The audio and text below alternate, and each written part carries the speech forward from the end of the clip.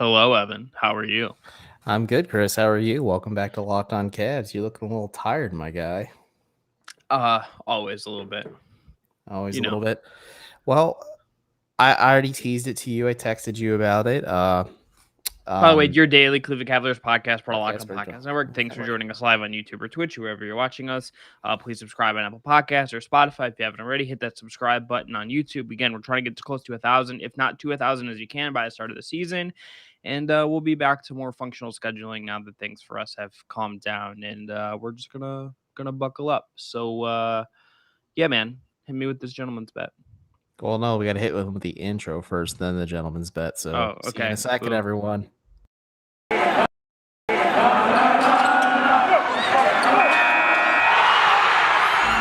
You are Locked On Cavs, your daily Cleveland Cavaliers podcast. Part of the Locked On Podcast Network, your team every day.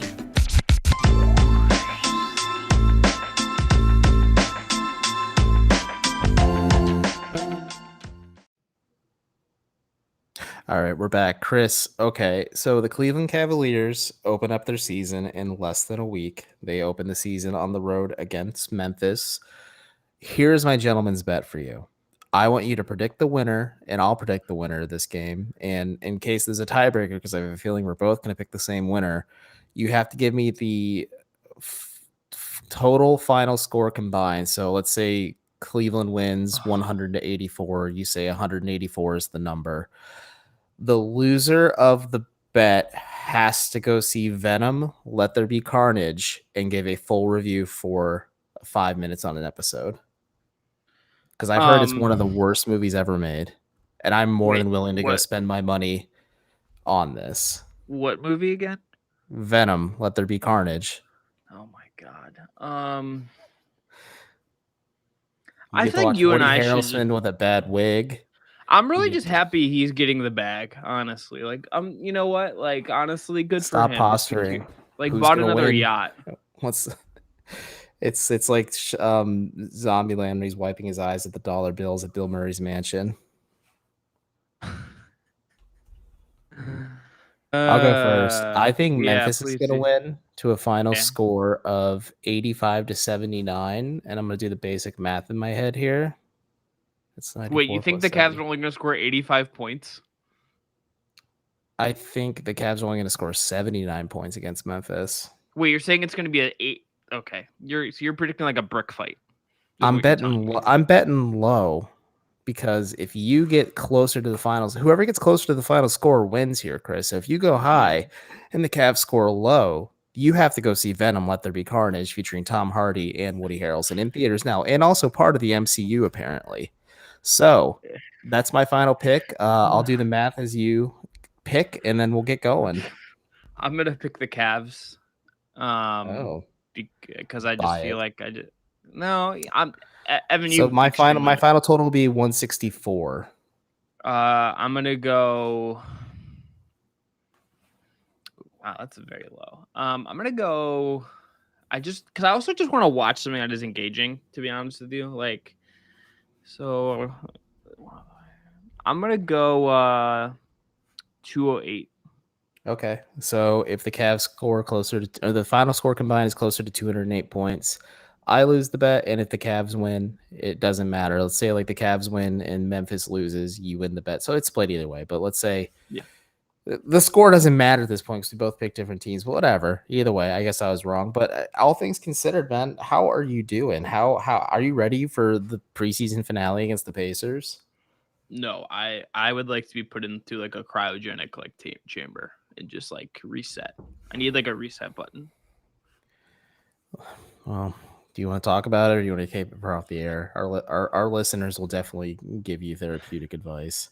No, I this is what I pay a therapist for. But that's fair. I mean, yeah. So, where do you want to start, man? Where do you want to start with the Cavs stuff? We obviously have the Davis news. I think we should talk about like the Cedi Osman contract discourse that like I log off. I sent one tweet about it, and then I log back in an hour later. And this is why Twitter just sucks. I have like 30 mentions. One of the people in the thread I had muted, so I didn't see all the tweets because like I don't want to subject myself to that. But it's just people arguing about like Cedi Osman's contract in the year 2021 of our Lord. and savior, Boban Marjanovic. So I don't know what we're doing here. I'm like just ready for like I cannot express Can you to you fill me how in much on this Cedi discourse? Because I've been busy at so work all day today. Well, this was yesterday, maybe. Either way, I don't really and check it was this after. stuff. I'm happier because I don't go looking for trouble. Well, Sometimes I pick fights. Well, I didn't even go looking. I responded to a Ben Axelrod tweet. And it was basically like the Cavs don't have any cap flexibility. Let's just start here because I think this is just an easy segment we can kind of crush out here. Basically, Cavs basically saying like the Cavs don't have any flexibility. Like they're kind of like it's very hard for them to create cap space is the gist of the argument. And then it was like they have a lot of money like they spend on guys that like don't really factor in their long-term plans, and that's a suboptimal place to be if you're where they are. And I think that's just factual. That's big facts. You know, the Kevin Love contract, I think, is the obvious one of that. But, you know, Ben brought up I think it was Ben or David Zavok brought up the Cedi Osman contract, which is another one. And it's like, there's a player you're paying a lot of, not a ton of money, like in the grand scheme of things, but like a decent chunk of change that maybe doesn't factor into your plans this year, might not play all that much. And like, even without him, like their cap situation, like if you just remove Cedi's contract and didn't have any, okay, so Zavok brought it up. I'm going to, shout to Joe for being too online. David just gets mad at everyone. He basically they were talking about like the idea that like the Cavs cap situation like isn't good anyway, and like someone was like, no, the Cavs cap situation's actually fine. It's like actually like a really tricky thread for them to navigate right now because it's a tightrope walk. So like Sexton is extension eligible. That has to get done. If that's going to get done before the season, has to happen very soon. Joe, use the right "your" if you're going to come at me, King. If you come at the King, use the right grammar, okay?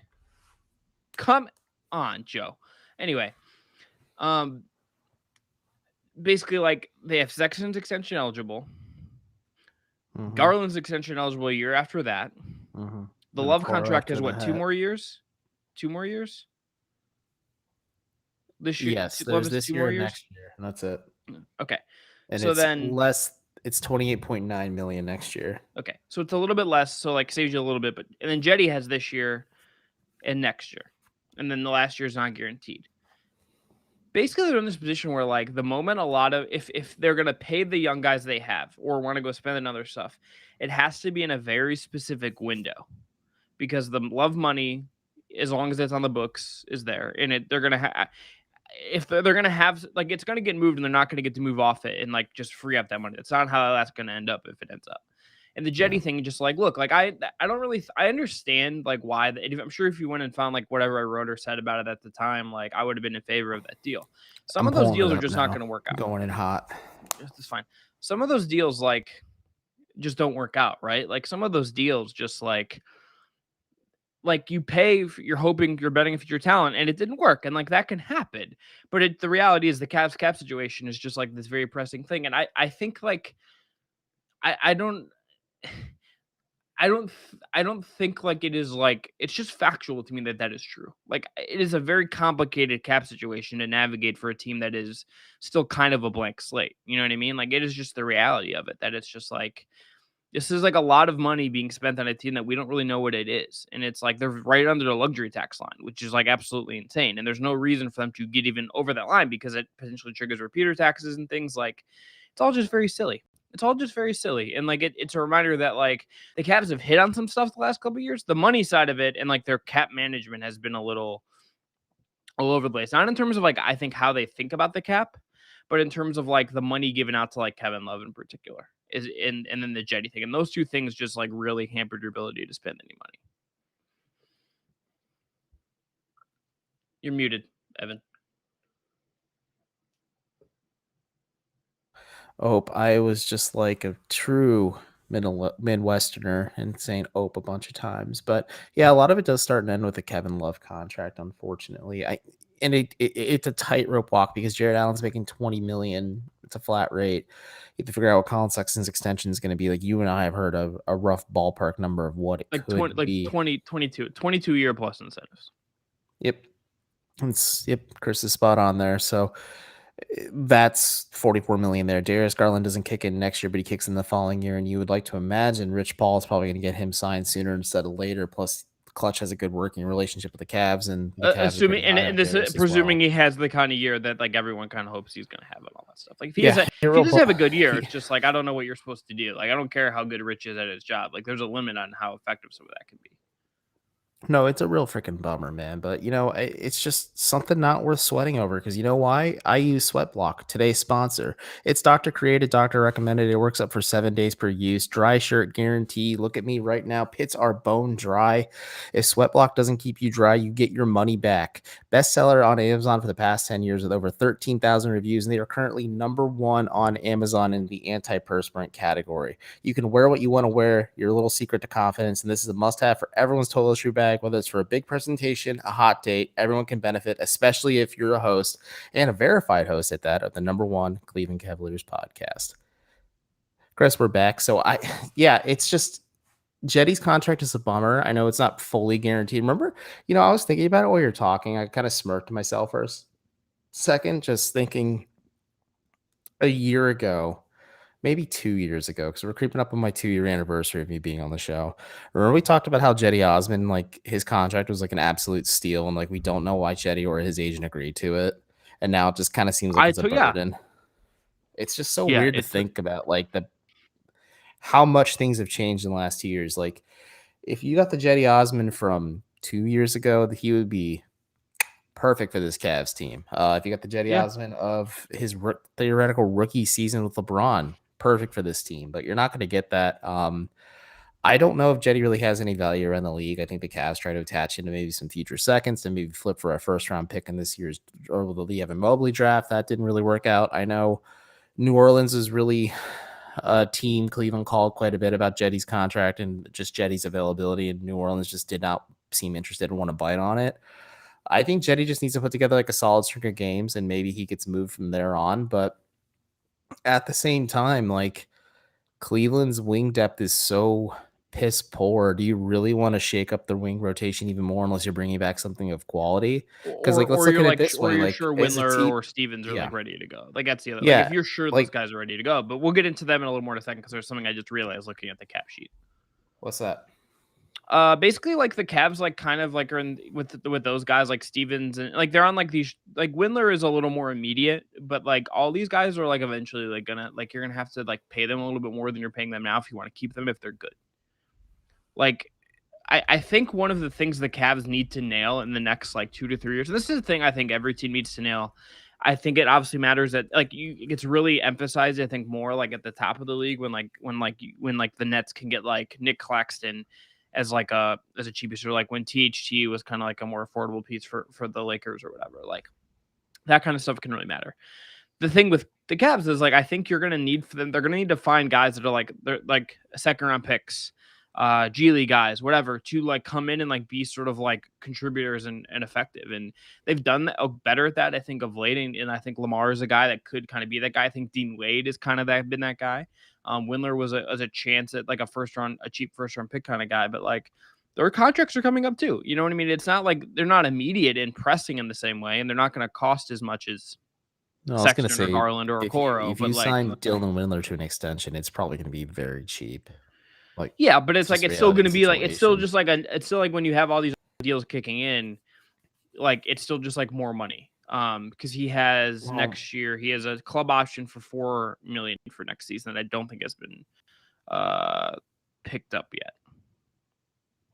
I don't think it has either, but like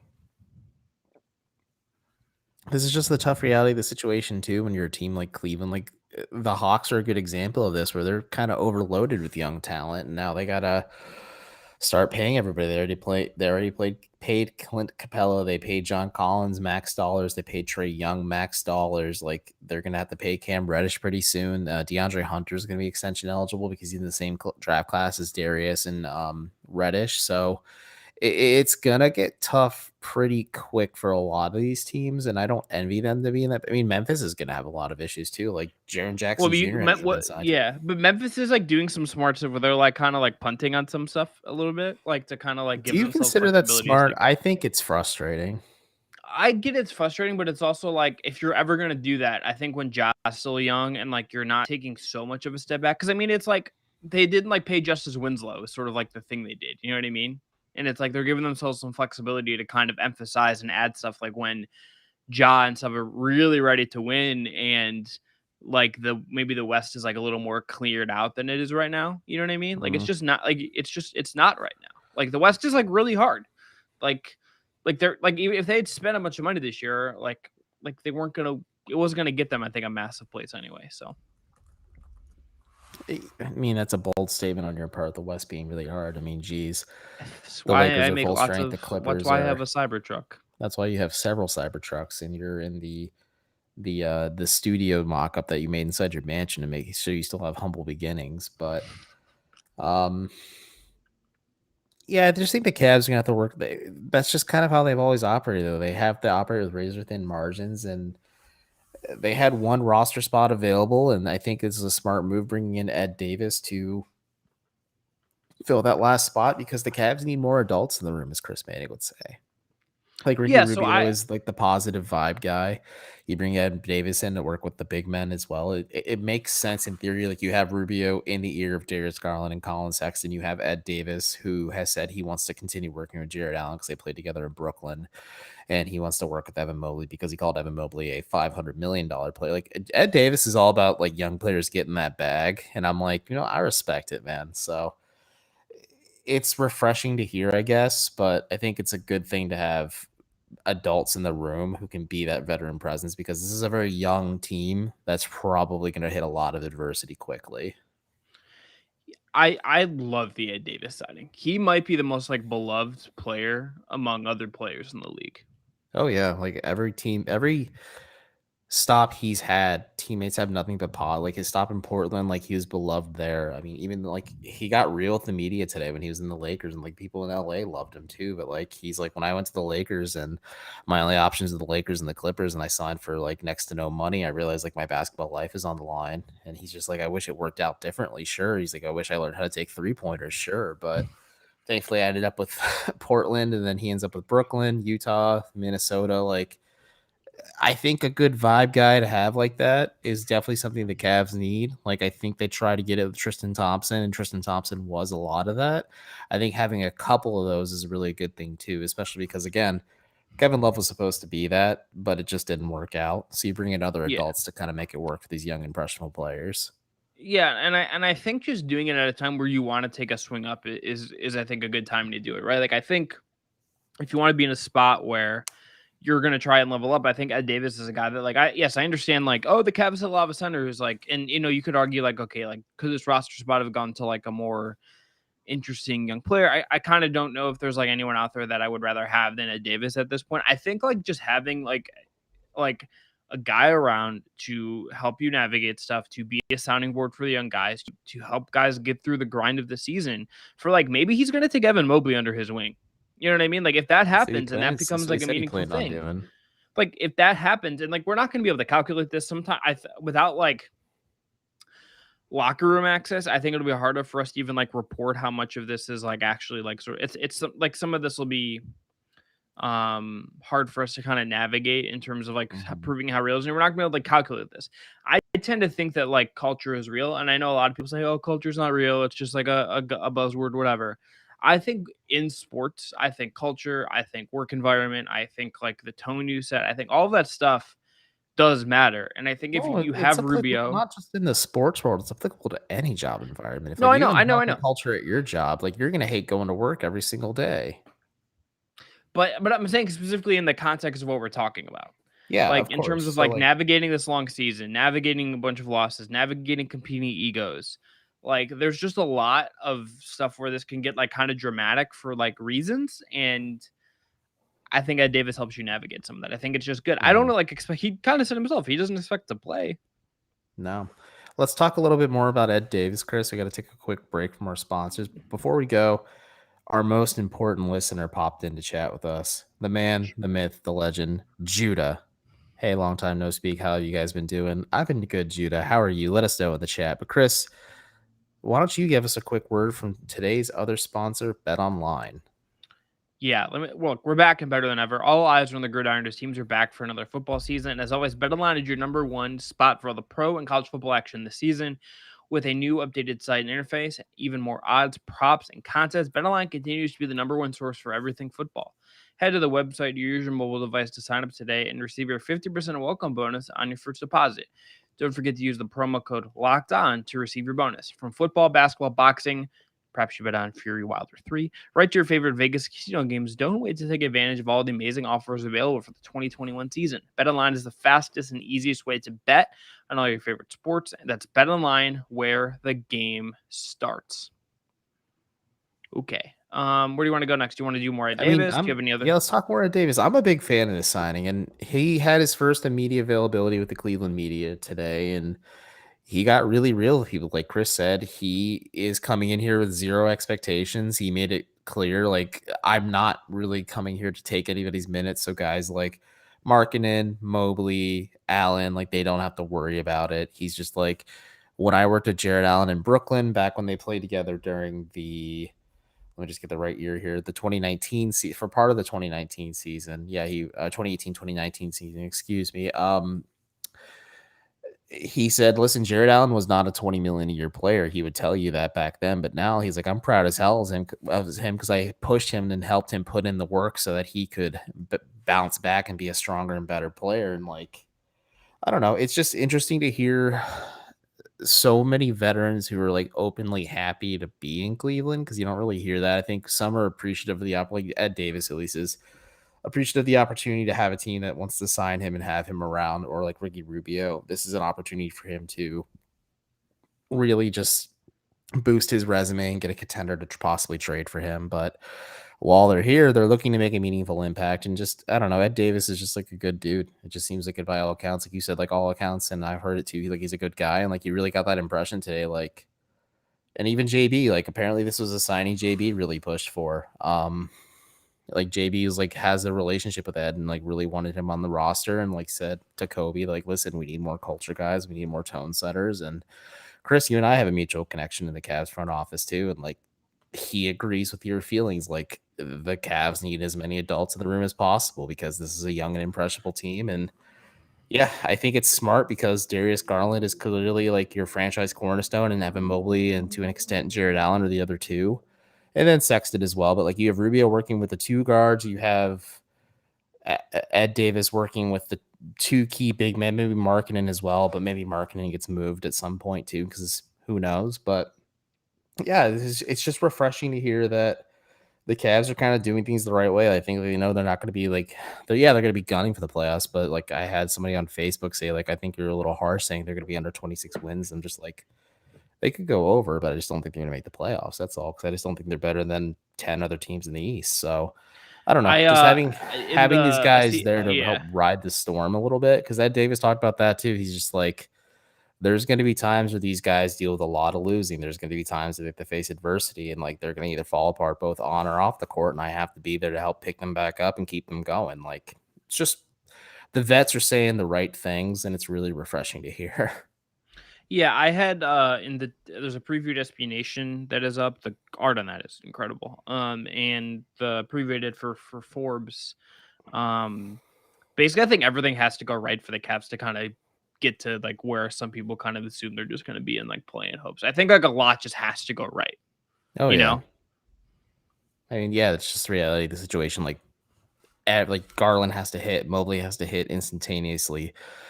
Sexton has to not be so sloppy with the ball. Like, you have to really lean on these young players and hope that the veterans you brought in and some of these key additions during the offseason like provide meaningful minutes, because like, I think we can safely assume JB's 10-man rotation at this point is going to be the starting five, and then Love, Markkanen, Osman, Rubio, and then probably either Wade or Windler is the 10th man, maybe Stevens as well. Like, that's pretty much it. So I don't know. I'm interested to see what hits, but you're spot on. Like, everything has to hit for them to actually be a legitimate playoff threat.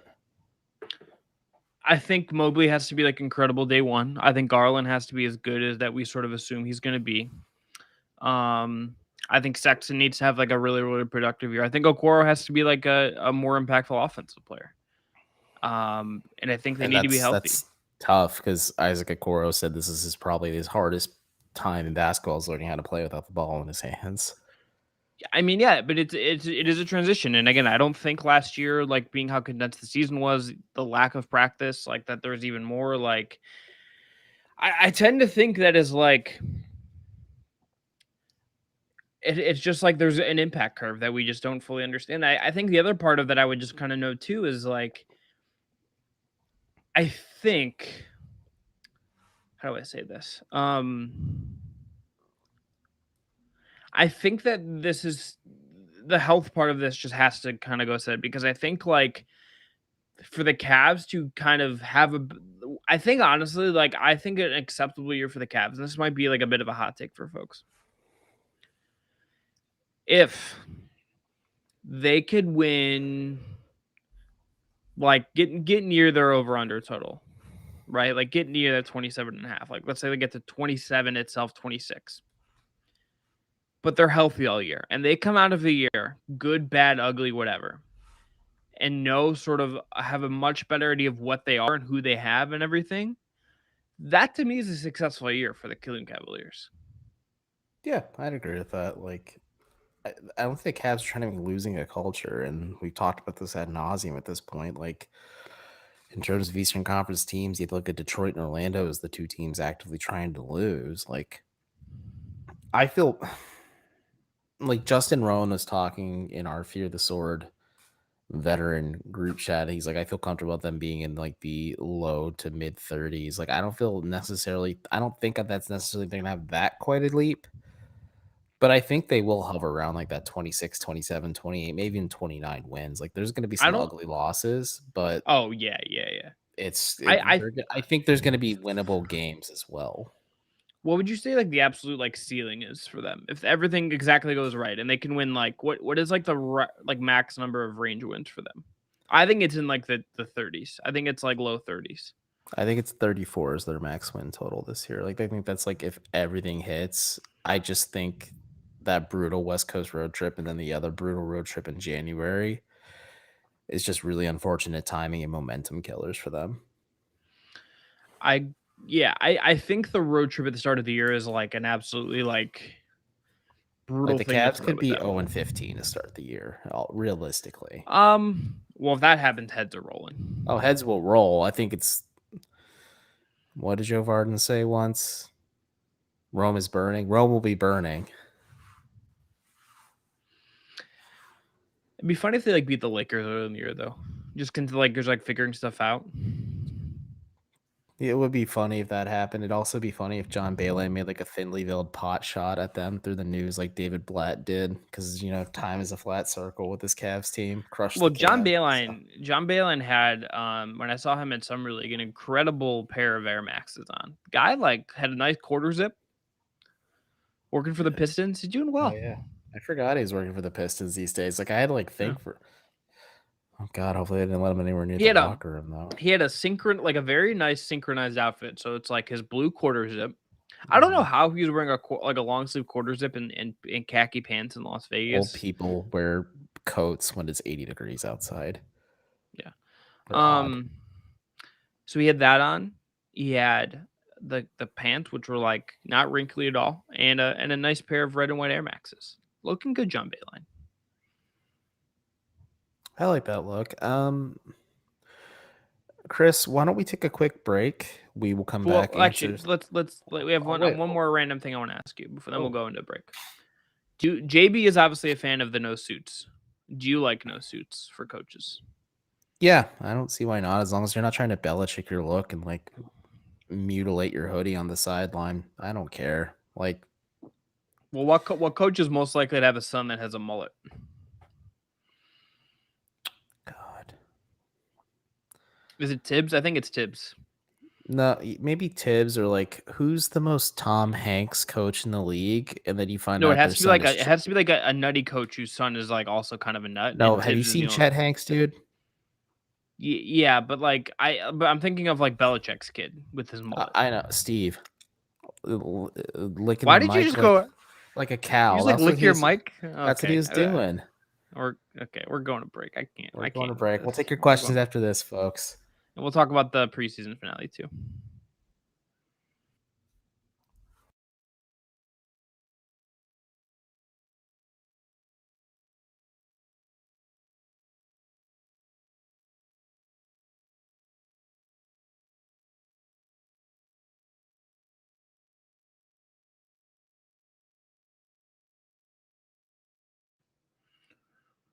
All right, back live.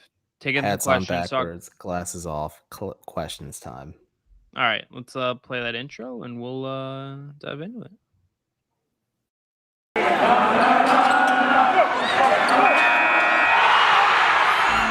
You are Locked On Cavs, your daily Cleveland Cavaliers podcast. Part of the Locked On Podcast Network, your team every day.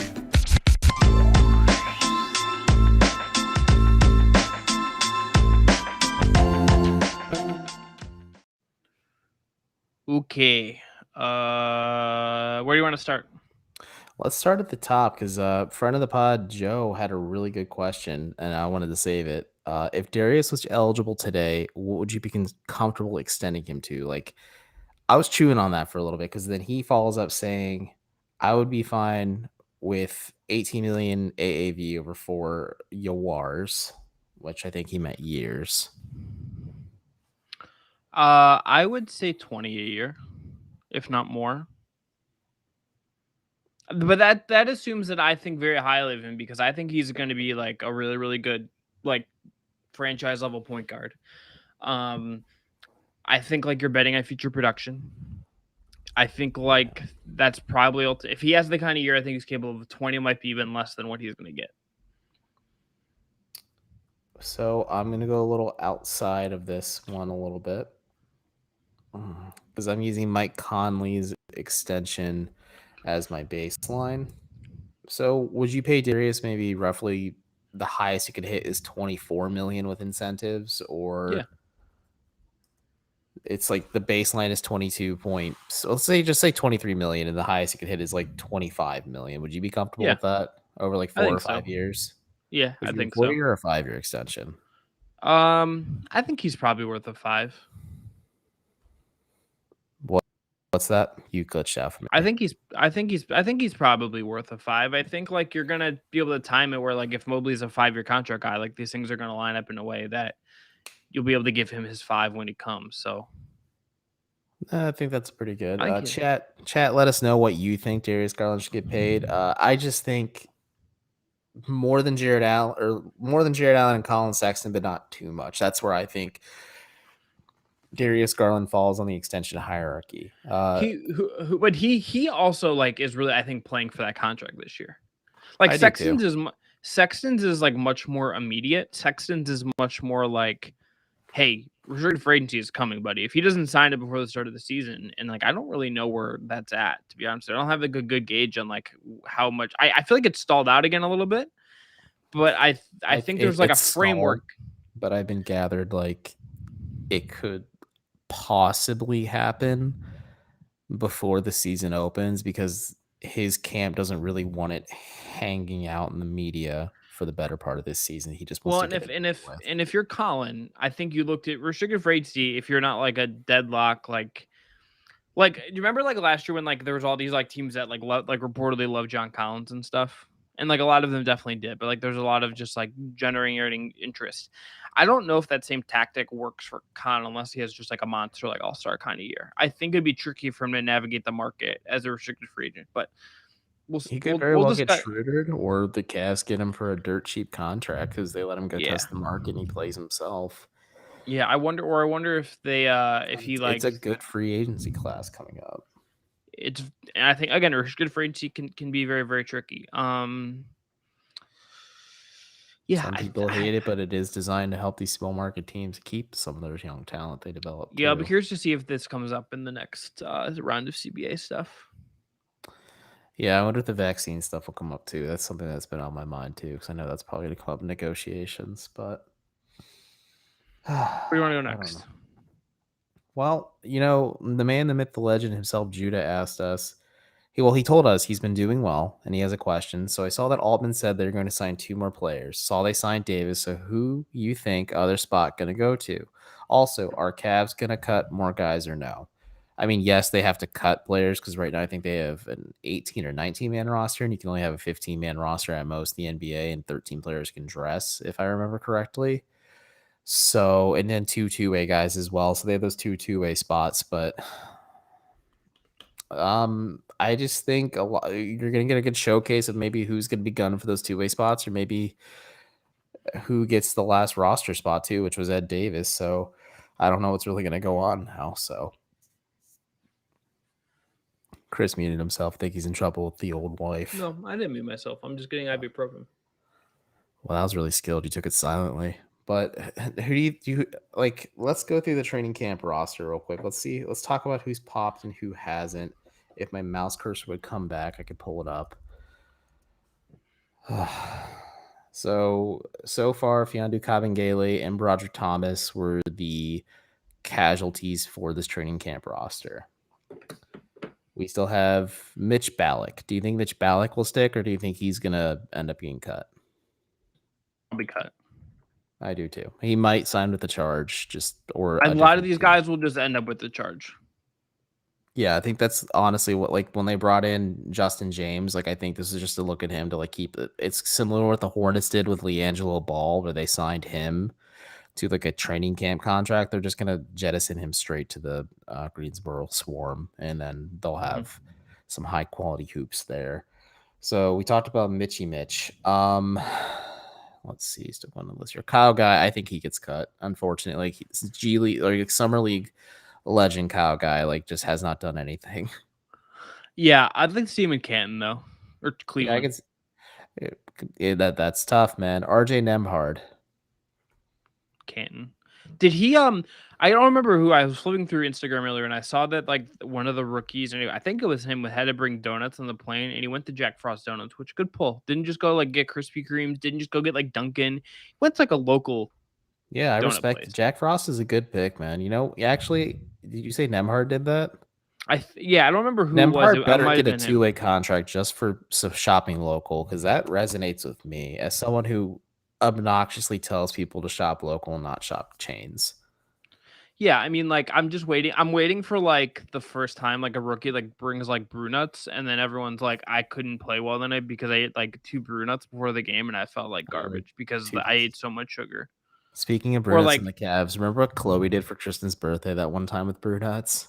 No, I black all of that out of my mind. She bought him a huge box of donuts, and she paid to like put for them to wrap gold leaf around his name, and I'm like, that's an expensive ass. And brew nuts is expensive to begin with. Like, a dozen's, you're gonna spend a decent chunk of change if you get a dozen donuts from brew nuts. Yeah, I can't imagine that a rookie should for a gold one. The other thing a rookie should do is go to Kelsey Elizabeth Cakes and get one of their cinnamon rolls on Saturday. Things are or some macarons as well. Yeah, the macaroons are very good. So good. So let's just talk about the guys who will be on the roster instead. Jared Allen, obviously. Darius Garland, obviously. Kevin Love, obviously. Lauri Markkanen, obviously. Evan Mobley, Isaac Okoro, Cedi Osman, Kevin Pangos, Ricky Rubio, Colin Sexton, Lamar Stevens, Denzel Valentine, Dean Wade, Dylan Windler, and Ed Davis. That's 15. That's 15 players right there. And like, yeah, Ed Davis's contract isn't guaranteed. I think Dean Wade's and Lamar Stevens has similar terminology too. Like, it might be either partially guaranteed or not fully guaranteed. Or that's not guaranteed at all. But like, yeah, there's a little bit of flexibility the Cavs have there, but their roster's full. Like, it's set heading into the regular season. Like, that's their 15. In terms of 2-way guys, I think it's going to be Taco Fall for one of them. And we talked about, like, I like JB Bickerstaff is a Taco Fall fanboy. He's really like enjoys working with him. And I think, again, Chris ruined me and jaded me with this, but in terms of marketing, if you send Taco down to the Cleveland Charge, you can say, hey, come watch a 7'6" player absolutely dunk all over people. Like, that's going to sell tickets and put butts in the seats at the Wolstein Center or Rocket Mortgage Fieldhouse when they play there. But I don't know, man. I think maybe Kyle Guy, maybe Maybe it's Justin James. Maybe they signed him to the other two-way deal just to make sure he stays in Cleveland as well. So like they don't waive him and another team doesn't nab him up. But like we're gonna get a good look at like Ballack Guy. We're gonna get a good look at Nemhard. You're gonna get a good look at Pangos too. Like you're really gonna know Kevin Pangos tomorrow. And it's gonna be really ugly basketball, but maybe as Dan Giroux told me, it'll be basketball in its purest form because you're gonna be watching dudes playing for their absolute lives out there, which would be kind of fun. Yeah. Evan, let's take a break. But fun. Yeah. We have a new sponsor here, PrizePicks. So, all right, NBA fanatics, have you heard about PrizePicks? PrizePicks is a daily fantasy made easy. I love this, and I know you will too. PrizePicks has the best NBA DFS prop game on the market. PrizePicks offers more NBA props than any other DFS prop operator and offers all the superstar players as well as bench players, only recording a handful of minutes each game. All of your users that deposit and use the promo code NBA will get a 100% instant deposit match up to $100. Again, you just have to use the promo code NBA. You would pick 2 to 5 players and an over-under on their productions, and you can win up to 10 times on any entry, and it's just you versus the projected numbers. Use the award-winning app on both the App Store and Google Play. Entries can be made in 60 seconds or less. It's that easy. And PrizePicks allows mixed sports entries. So you could take the over on LeBron combined with the under on Mahomes in the same entry. That's pretty freaking cool. Don't hesitate. Check out prizepicks.com and use promo code NBA or go to your App Store and download the app today. PrizePicks is daily fantasy made easy. Evan, so first how off, you doing? Shouts to the guy. Shouts to Locked On Pacers. What a crew here. Looking forward to tomorrow. Are you? I'm Tony East. Tony, my guy. Tony, you okay? Like, if someone asks, like, "Hey, Tony, how you spending your Friday night?" Oh, I'm gonna watch the Cavs take on the Indiana Pacers. The Cavs meaningful players gonna play 6 to 8 minutes, and this is the Mark Schindler bad food take scouting report. He said, if it's like the last few games, like 20-ish minutes for the starters, mostly in the first and third quarters, and then the fourth is primarily deep bench players. So we might actually see a lot of Sabonis and Turner tomorrow in Brogdon, which, Sabonis and Turner is honestly a good test for the Mobley-Allen pairing because you're playing 2 centers against 2 centers. I just don't know. I just am over preseason. But you're not ready for the regular season either. No, I kind of am. I kind of just know it's coming, and I'm just gonna have to buck it up and get my life together. Chris is just sitting in his home gym. He's got 3 Pelotons or 7 Pelotons, one for each day with the kind of money he makes. He just has a round ball rock just blasting in there the whole time, getting himself ready. He's doing plate pushes like Colin Sexton. He's putting together a let him know hype video of him riding a bike doing a wheelie in front of my apartment. But I actually put in the missing apostrophe. Yeah, you put in the missing apostrophe, but you still use a banger Kid Cudi song. That's a deep cut. Appreciate that. Put the artist that I am spending lots of money on into the video in several points. Yeah, it's a little. It's incredible, honestly. Sometimes you honestly, just see these things, dude. Why were Justin and Carter in the video? Why were Justin and Carter flown in and put in the video? Well, there's your answer right there, because Locked On Cavs is the only locally sourced Cleveland Cavaliers podcast. Carter Rodriguez is living in his massive fortress down in Columbus, Ohio. Justin Rowan is in the Badlands of Canada fighting off Wolverines and living in a dirty mud pit. He's actually just fighting off of fighting actual Wolverine, Canadian legend Logan. Yeah, Justin gets when Justin hears someone call him Bub, he looks over his shoulder. He gets real nervous. He's going to be here next week, though. I'm going to see Justin for the second time. You'll meet him for the first time, and Carter and Justin will meet for the first time. Yeah, but I met Carter before I met any of you. Carter bought me a beer. Carter, big timed. I have a job. You're a college student. Flexed on you. He did it very hard. He did very, very hard. How did he do it? Did he just throw his card on the table, or did you try to pay? And he's like, "Get the hell out of here!" Because Carter has he's just stop. You're okay, yeah, I will. Don't worry about it. No, it was very aggressive. Carter Rodriguez is never aggressive. In that moment, I feel like he was. I don't think I've actually seen him since then. And that was a long time ago because I'm old now. It's okay, Chris, but you haven't grown the beard to show your age. I can't grow a beard. I can't. Oh, That's a shame. I'll buy you like number one. Number one, I Viking just beard am not things. capable. Number two, Leanne never will allow it. Shame. I look terrible actually when it grows out. I look like absolutely horrendous. It just looks really bad.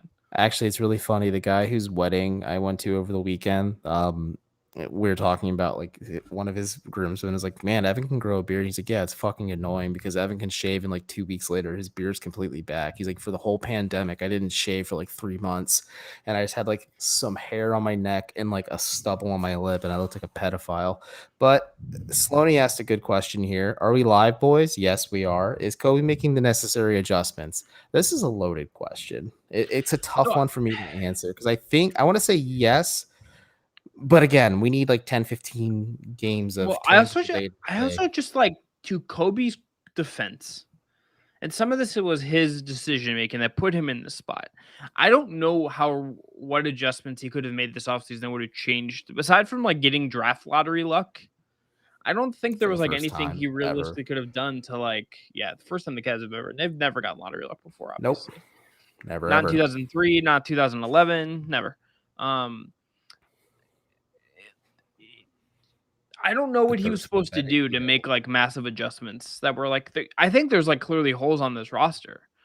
If this, like, there's a lot of issues and things you don't know, but I don't know what else he was supposed to really do. Yeah, I mean, I don't know what else he's supposed to. We talked about this at the top, and we're kind of scrambling to kind of build momentum here because you and I are both cooked on a Thursday. A lot of it hangs on the Kevin Love contract. Like, I think if you injected truth serum into Kobe, he'd say, yeah, we regret signing Kevin to that extension. It didn't work out. I think Kevin knows it didn't work out. Kevin did the best thing for him financially. Like, yeah, I would do the same thing. Like, even I could make living in Cleveland, Ohio tolerable if it was going to make me $120 million over the next 4 seasons. But it just didn't work out. Like, that's really hindered a lot of the Cavs' flexibility and financial moves here, man. It's like, it's just tough. That's all.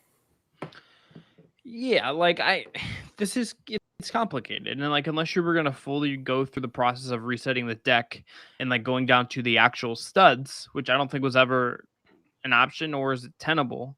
No, because it's not a rebuild; it's a renaissance. Well, could you just imagine the Cavs are like, I think to their credit, like in terms of like, I think they're like, if you compare like the business side of it and the actual basketball side of it, I think their business side is like really, really well done. I think their game experience, like, aside from the music being insanely too loud, like, turn it all the way, like, dude. The only thing I hate about covering Cavs games is I forget the cannons right after the national anthem. I jump every single time.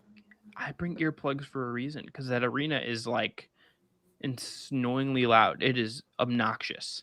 I just put headphones on during the game because like it's easier for me to focus if I don't have a bunch of background noise. I just listen to my own music. Let's put earplugs in. The thing that I would say is like, they create a very good environment. They create a very good, like, they in a city where they know that that NBA basketball can be a hard sell because it's not the Browns and whatever. They're like more akin to the Guardians in terms of like needing to generate like, and there's just more games you have to sell and stuff like that. It's a little harder.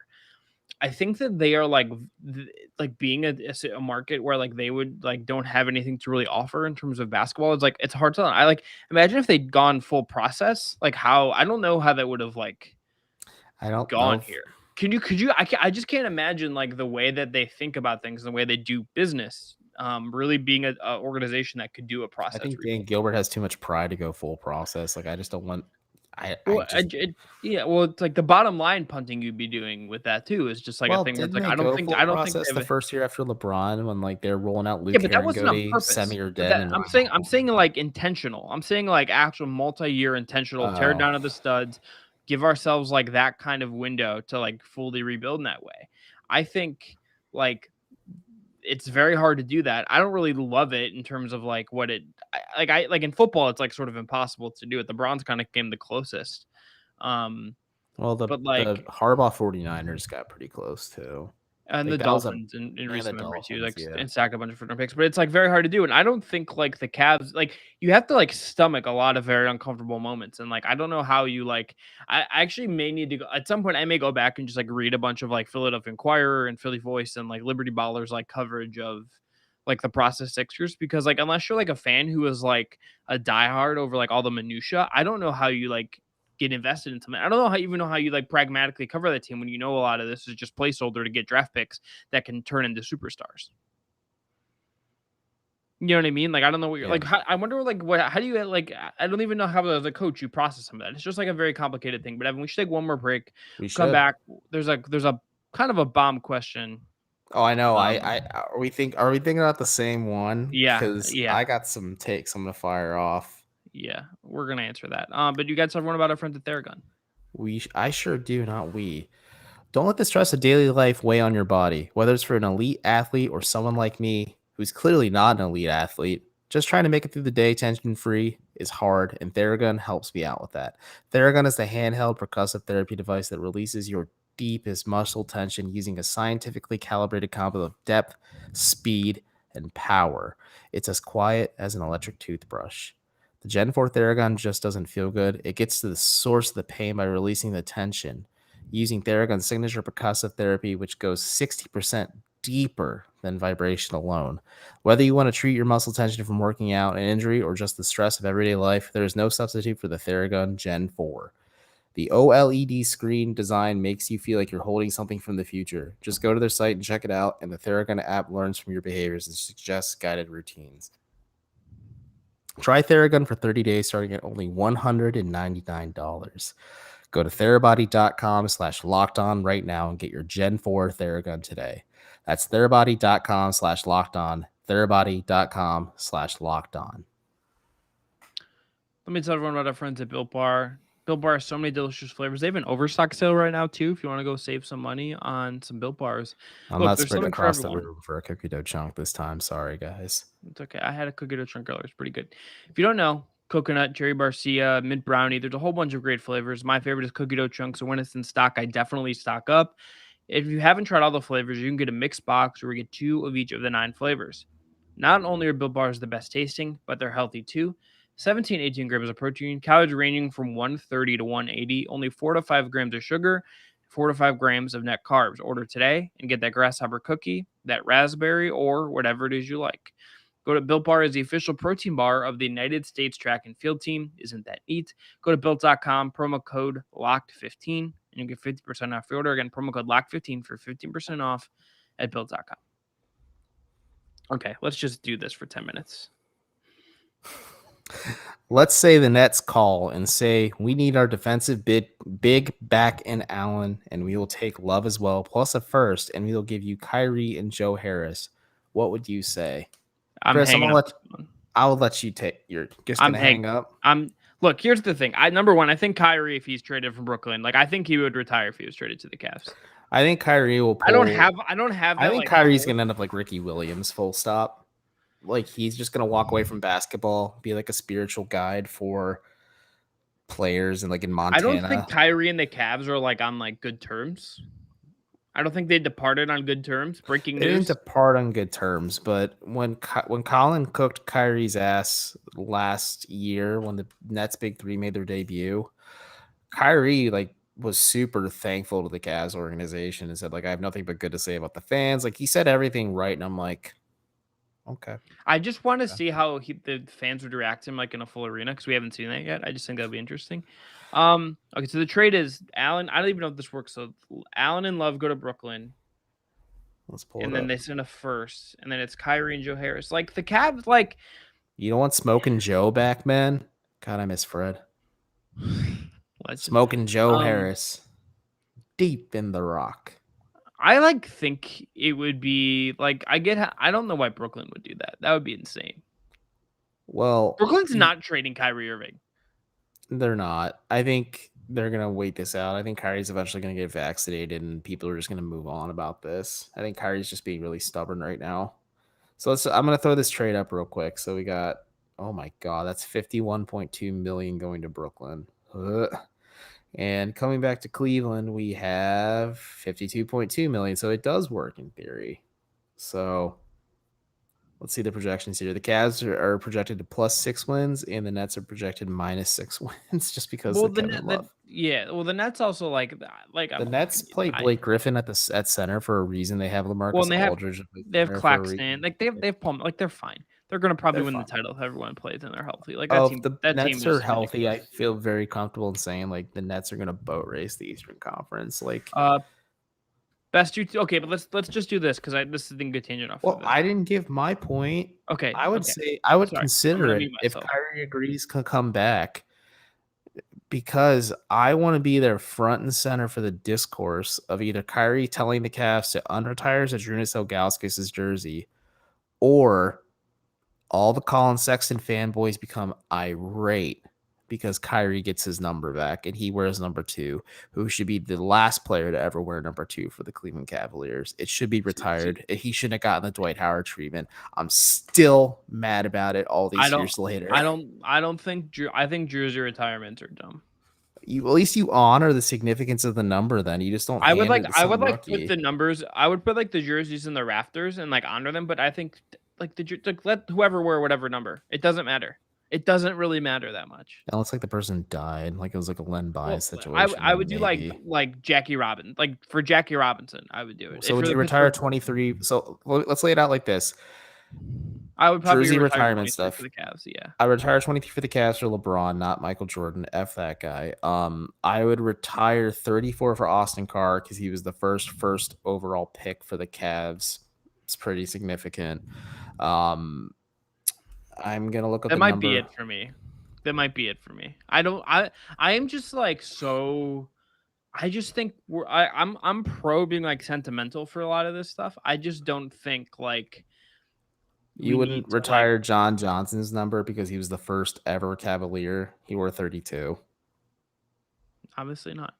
I think if it's like that, like the Austin Carr is a significant player. LeBron's obviously a significant player, but I think like 2-0-13. I'm biased about Tristan. Those should have a little bit of weight to them. Like if a player says, I want to wear that number, it has to be for like, I don't know, 10's a significant number in soccer, isn't it? That's why Steve Nash wore 10 with the Lakers. But here's the thing. Here's the thing about soccer. This is sort of, I think, why I've become desensitized to jersey retirements. You literally just rotate through numbers in soccer. You do not like retire like so. Harry Kane plays at Tottenham. When he moves on, of course, and he wears number 10. Like when Man City buys him for a outrageous amount of money next summer, and they bring in a new striker, that striker's probably just going to get number 10, and no one's going to give it. You don't think it's just you. It's just the number is just like there, and it's like about what you accomplish, and then like you could still honor those players. I just don't think jersey retirements ultimately like are that. Like, I just don't. I think the bar should be insanely high, and I think if you're the Cavs, it's like LeBron and Austin Carr, and like I don't know how. I think Joe you can Tate's like microphone and maybe like a tie for Fred. Yeah, but then like if you want to like honor like all the guys from 2016, put like a nice banner up in the rafters, put their number and name on it. It's a championship banner in the rafters. But like if you want to do it for the individual guys, for JR, for Tristan, for Kyrie, for Kevin, for Mo freaking Williams at number 52, if you want to, I don't care. Do that. You don't need to actually retire the number and take it out of circulation. 23 is like the exception. And then if you're like the Pittsburgh Pirates and you want to keep 21 out of rotation because of Roberto Clemente, I think you do that. If you're if the Lakers like don't want to have anyone 32 because of Magic, like I think that's the totally Lakers fine. Are different. Like I think it's 8, 24, 32. Shaq wore 33 at the Lakers, so 34, 34 at the Lakers. Kareem wore 33 at the Lakers. And Wilt wore 13. So like those numbers shouldn't be in circulation ever. And oh my God. But I think it's for each George Mikan should not be have his number in circulation either. Yeah, well, that's all. But then Boston can decide. Okay, like do we just do Pearson, Kate? Like I think jersey retirement. I understand Boston's like that there would be like it's a historically great franchise. You can make an argument. Well, it's like look at the Yankees. Like there's like how many numbers in 1 through 10 are even like available anymore? And like look, baseball. The reason the like Yankees Babe Ruth wore number 3. You can't have a beard. Yeah, I couldn't play for the Yankees. You could, Chris. Babyface Manning. They would pay you lots of money and you would play for the Yankees if you're good enough to play Major League Baseball. Realistically. But baseball, like the reason like Babe Ruth were number 3 and like Lou Gehrig were number 4 and so on, it was because like that was their spot in the lineup. They just assigned you a number. Like we're too sentimental about numbers. Like retire like the elite of the elite. That's fine. I think we retired too many numbers. I mean, I'll be honored when they hang up number 60 in the rafters one day for Locked On Cavs because that was my number. And it'll mean a lot when it says Dammarell Manning and Justin Rowan. He has to do halftime shows, look up, and just scowl.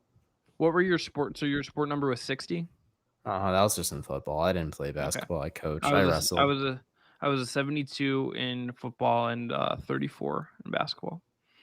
34 is a good number. I would have picked 60 or 36 because I liked Jerome Bettis a lot when I was a kid. 0 is actually my favorite jersey number. I think it's a cool double 0. Jordan Clarkson looks sick in the double zeros. I think just a regular 0 is like cool too. You're like, oh, because I remember when I was it's just oh, it's spicy. No, like college kids are getting it now. Like we're really dragging on here, but like Ohio State, if I played for Ohio State football and I was somehow able to wear the 0 and like it's a block O, it looks like a block O, I'd feel like a freaking superhero out there on the field. Yeah. The best 0 thing that I own is my friend Chris Longo gave me a Andre Blatch Nets jersey. Ooh, that's a collector's item. Yeah, I don't even know where it is, but I have it somewhere. But it's number 0, and it's incredible that I own that. Yeah, no, that's good. Sorry, I was ready. Evan, give me one last take on the Cavs before we get out of here. Let's end on a Cavs note. Give me just a take, 1 sentence take. They're gonna try their best, but still be bad.